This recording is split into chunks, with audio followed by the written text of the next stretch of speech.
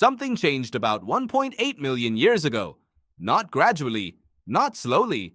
Something snapped into place in the human story. And the species that emerged on the other side barely resembled the one that walked in. The thing that changed was fire. Not fire as a tool for warmth, not fire as a weapon, fire as food. Specifically, what happened to food when you put it near heat, and what that did to a brain that had, until that point, been running on far less than it needed.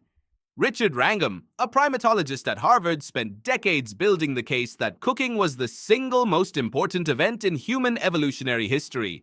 Not the wheel, not language, not agriculture, fire and the food it transformed. His argument is blunt.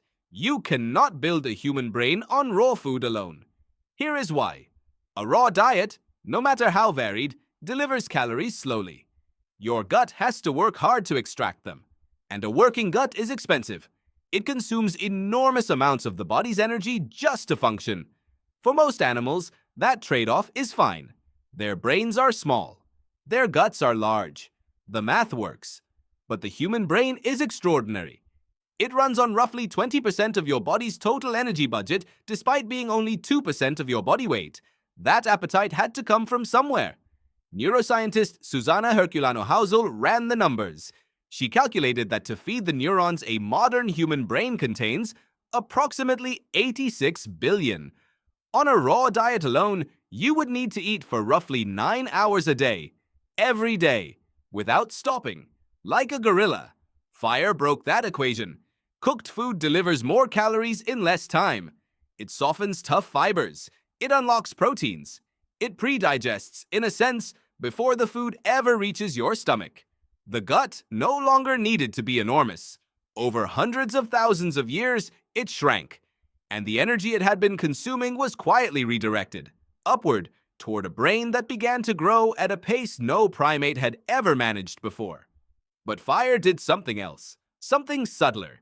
It extended the day. Before fire, darkness ended everything.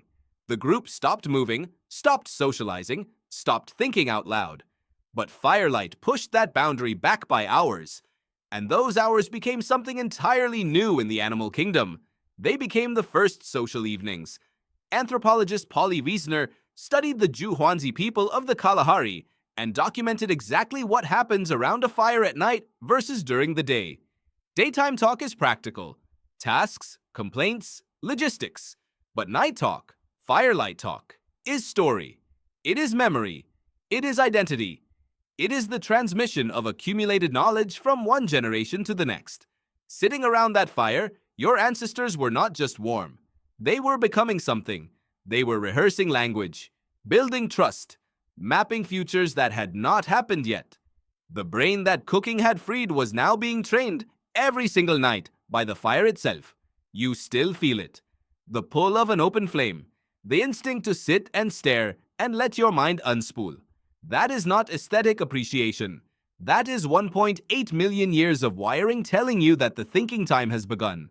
Fire did not just cook your food, it cooked you.